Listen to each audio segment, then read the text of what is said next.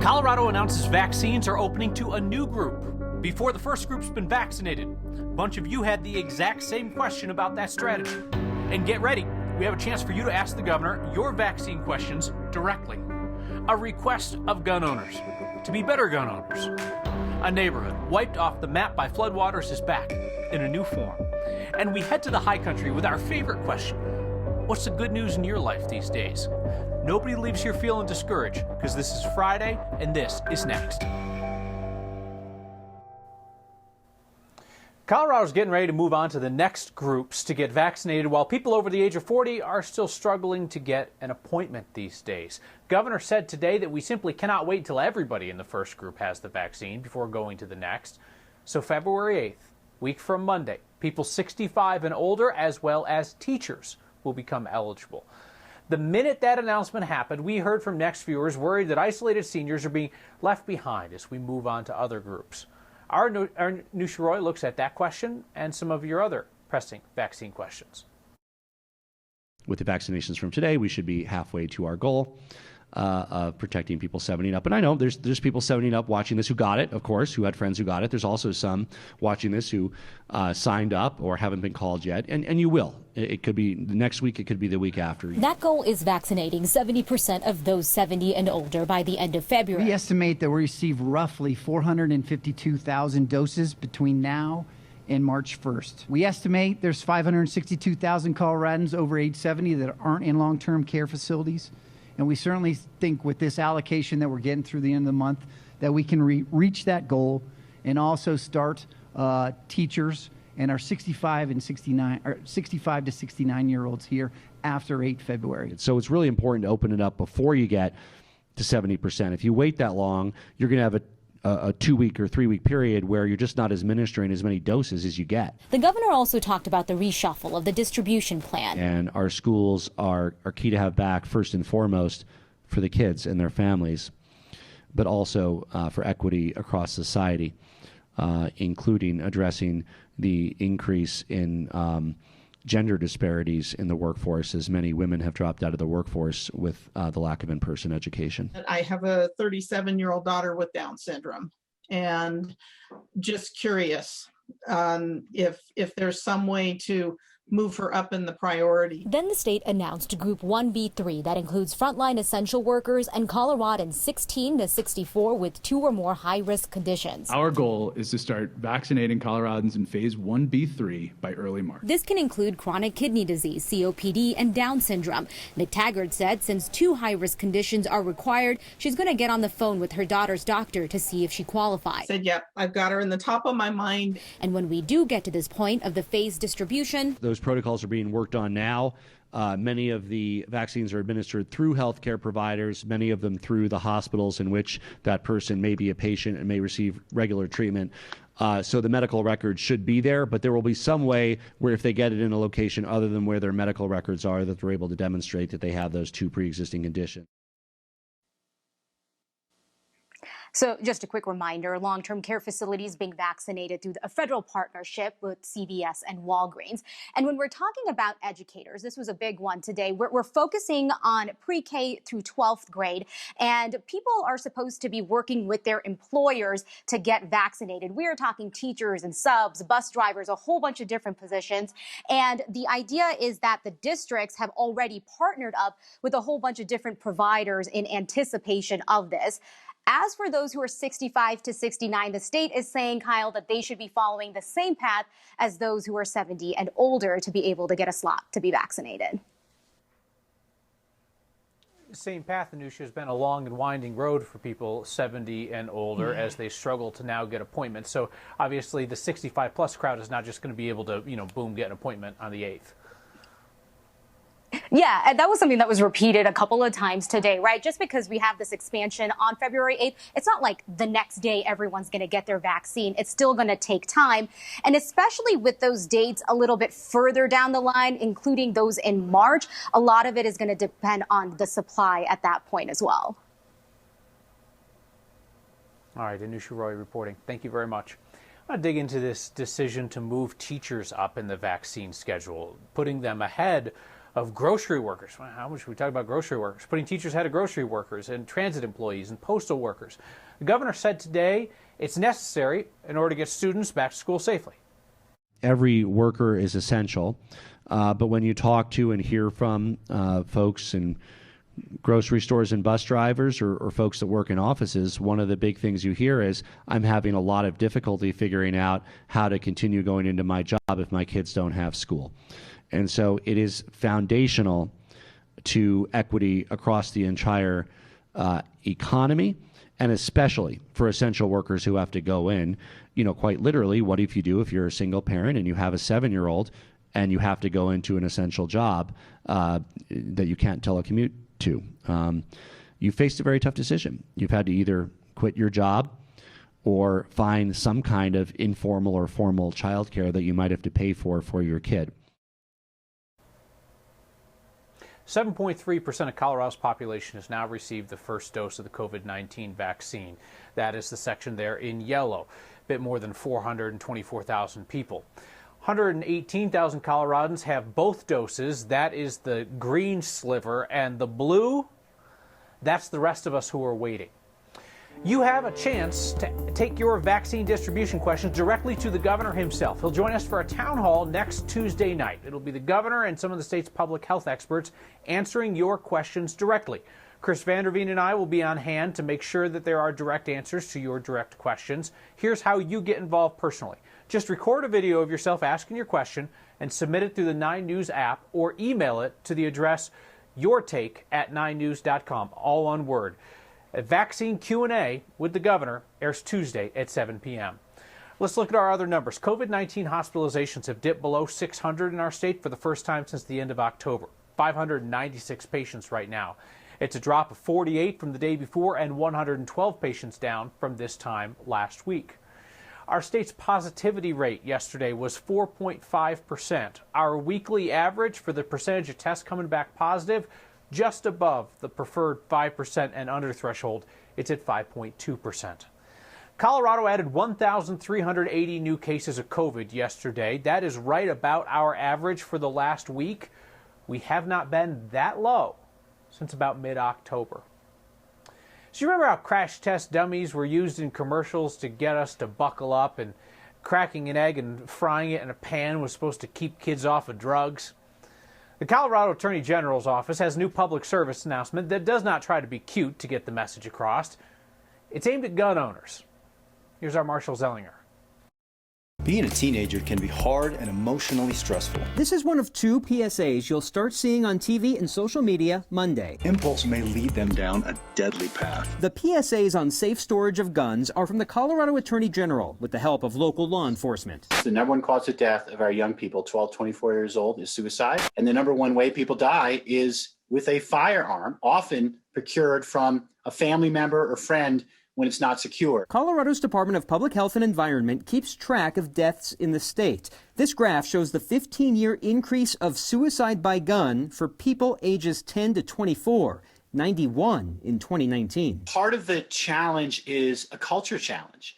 If the culture is one, my firearm is dangerous, if I'm not responsible, someone else may use it in a tragic way. That's a culture shift. Each year, hundreds of firearms are stolen from vehicles in Colorado. The campaign actually started originally in Larimer County at the behest of our DA's office. In Larimer County in 2019, there were 188 guns stolen. Earlier this month, 9 Wants to Know discovered significant increases in gun thefts last year in Aurora and Denver from both homes and vehicles. I personally have a vault that goes into my console of my personal vehicle that it locks in. There's $20 or $30 solutions to put in that firearm in a case when you're out of the vehicle. Separate from the PSAs, the state legislature will consider a bill creating a crime for not storing your firearm safely. Most gun owners, I'm a gun owner myself, are responsible gun owners, right? They store their guns properly. Democratic State Representative Monica Duran said she's even talked with the NRA and Rocky Mountain gun owners to create a gun bill focused on safety. It's really, preventing suicide, saving lives, and really educating the public as to why it's important to properly store your gun. The bill, again separate from that PSA, would also allow a person to be charged with a crime if their gun was not stored properly and a teen could get to it without permission. I asked Sheriff Justin Smith about that since he supports the PSA. He said that the public service announcement is common ground on how to secure firearms without creating new crimes. Kyle. And Marshall, for folks not up to date on the composition of the legislature, Democrats control both chambers. The governor obviously is there to sign legislation. So if Democrats do want to pass something they're deeming a gun safety bill, in order to defeat it, Republicans would have to find some Democrats willing to vote against the party's wishes. And this was brought up last year, so we didn't get a feel. I doubt it would work that way, but yeah, we didn't get a feel for where Democrats might be if they didn't support this. This was one of the final bills before the pandemic took that it got introduced and then quickly killed because they had to prioritize the pandemic issues and not this extraneous stuff, which they can now do this year. Yep. Whole last session got scrambled. Marshall Zellinger closing the week with the best specs yet. Thank you, Marshall. A patch of land swept bare by 2013's floods is finding new purpose. Now it's the home of Rocky Mountain Botanic Gardens. And how about we get some fresh mountain air? Head up to Breckenridge to ask our neighbors the simplest and best question. What's the good news in your life? That's next.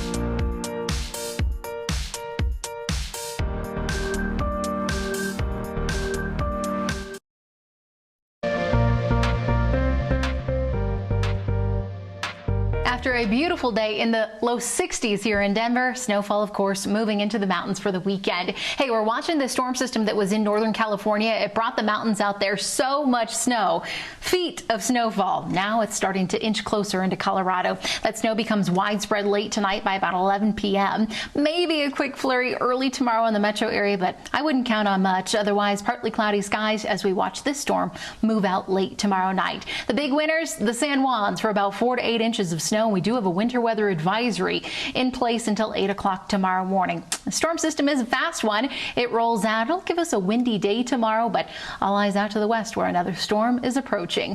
50 degrees, so a bit cooler tomorrow, but still not bad for the end of January. You'll notice we stay mild and dry for the start of next week before that next storm system rolls in with rain, snow, and cooler temperatures. New home, new job, a little mountain escape for the new year. Our photojournalist Brian Wendland found all kinds of your good news on the streets of Breckenridge.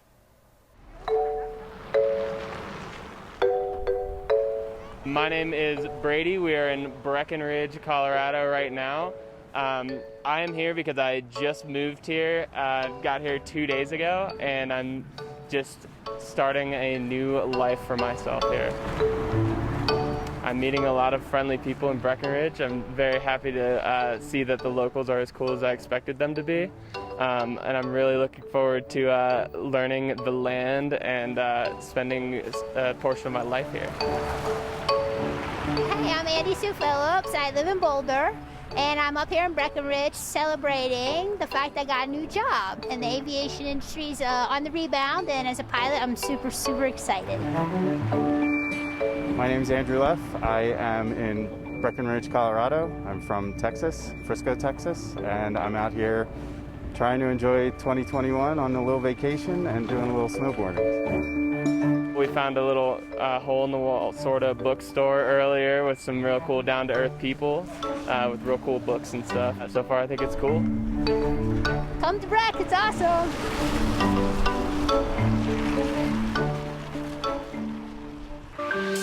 It was once a neighborhood, then came the floods. Some of the people who used to live here come by sometimes and are so overjoyed that we're building a public garden here.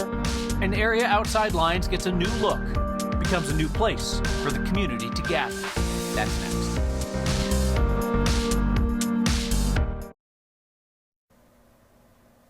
Destruction leads to creation. A mobile home park outside Lyons was overrun in the 2013 floods, and today that space is finding new purpose. A nonprofit is turning the area into a huge garden, a quiet and peaceful place for all to visit and to learn about the plants that are native to our state.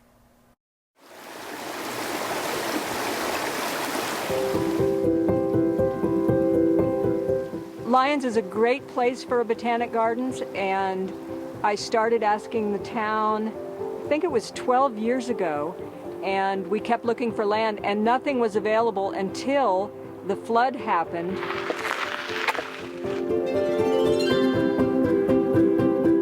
People just love doing something like this together, building a garden. All of these rocks were here after the flood, and we put in the pathways. The weeds were 5 feet tall. It's been the most fun project you could imagine. Some of the people who used to live here come by sometimes and are so overjoyed that we're building a public garden here. We've just started planting last year, so there's not an awful lot planted yet. And because it's January, there's not an awful lot of plants that show yet. Right now we're closed because of the pandemic. Hopefully, things will be looking really good by the end of the summer and we can open it up to the public. I love it. It's the most amazing thing because not only is the garden useful and educational, but it's also a way for all of these people to come together and make something beautiful together. It's just been the most joyous project to do together, and the town is so behind us. They just love that we're doing this.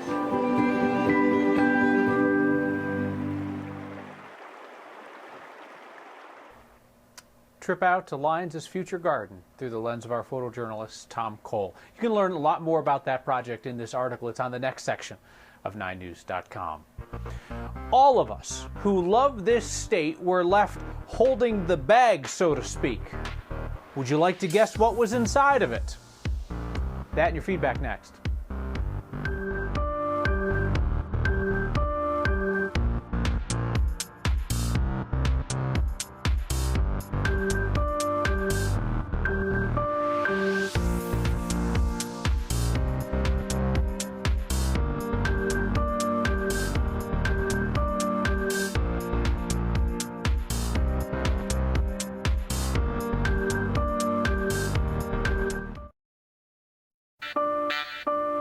A neighbor's kind gesture, treated like dog do. That's not how you Colorado. Andrea was hiking the Sleepy Lion Trail in Lyons Sunday when she found a gift bag of sorts atop the little free library there. Snoopy wouldn't do that. It was like somebody was going to come along and want to borrow a fresh edition of dog excrement. That is not the way that the take one, leave one system works. If you see something that is an affront to what all Colorado stands for, email to us next at 9news.com or get our attention on Twitter with the hashtag #HeyNext. A lot of feedback tonight and every night about Colorado's vaccine situation. Nick writes, I'm 73, hypertension, chronic kidney disease, type 2 diabetes. Nick says, I've signed up with every available provider, even though it's been 3 weeks. I haven't gotten any response from anybody other than acknowledging my registration. I have basically given up. Sad that it's come to this. Nick and everybody else, send us your questions for Tuesday's town hall with the governor. I want you to talk directly to him so that we can find some solutions. See you next time.